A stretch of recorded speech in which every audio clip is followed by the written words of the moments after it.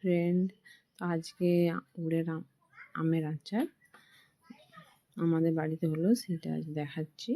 দেখো ভাই বানাচ্ছে। কাঁচা আমগুলো আমাদের গাছের আম, ছোট কলম করা গাছ বলে, সেটাতে অনেক ধরেছিল, বান্দরে খেয়ে দিচ্ছে বানরে, তার জন্য তাকে মা তুলে নিয়ে এসছে। ভাই সেগুলো কেটে রাখছে,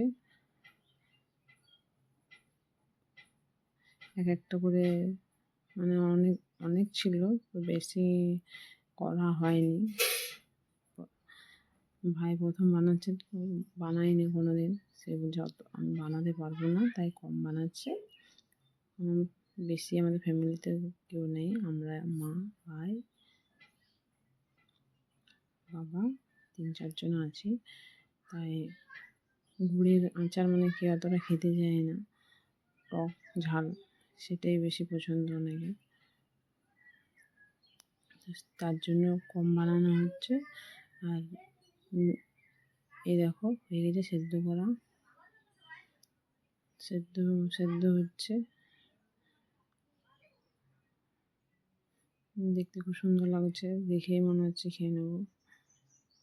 আমগুলো এখানে গুড় ফোটানো হচ্ছে, মা গুড় ফোটাচ্ছে,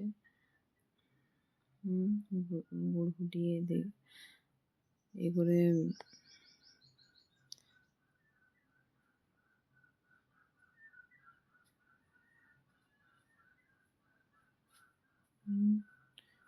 হয়ে এসছে প্রায়,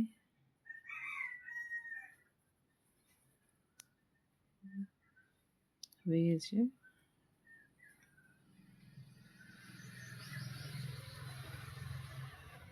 মা বলছে পাকের মতো একটু হওয়া যায়, তার জন্য আরেকটু কিছু হতে দেয়।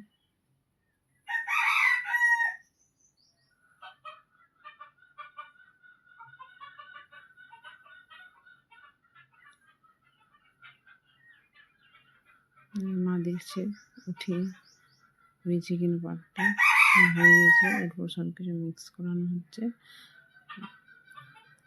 কালো জিরা, মশলা, লঙ্কা গুঁটো, যেগুলো দরকার সব মিক্স করা হলো, সব মিক্স করা হয়ে গেছে।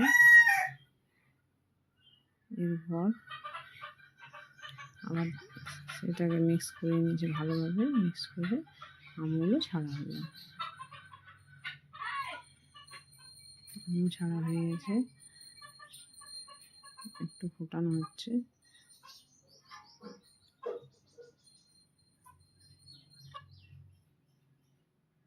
দেখো আবার দেওয়া হলো লঙ্কা গুঁটো, একটু ভাই বলছে একটু কম লাগছে, তার জন্য একটু বেশি দেওয়া হলো। নুন দেওয়া হলো,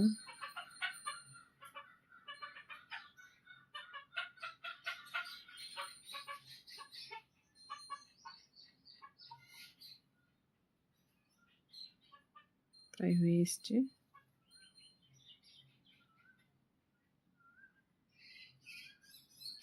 নিজের গাছের বাড়িতে আচার করা মানে সত্যি এরকম ভালো লাগে। এরকম হয়ে গেছে, একটু ঠান্ডা হতে দেওয়া হয়েছে।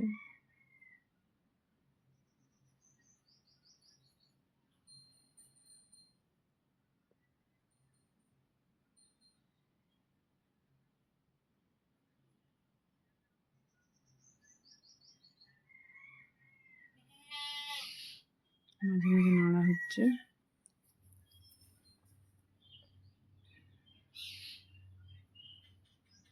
এই আম ধরছে আমাদের গাছে, প্রথম গাছটাও লাগানো হয়েছে, বেশি দিন হয়নি, এই আম ধরছে।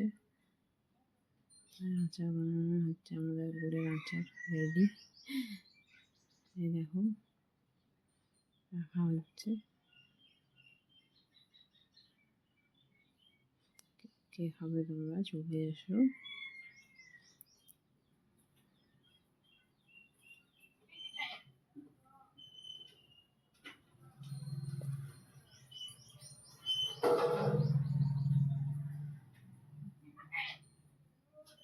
এই দেখো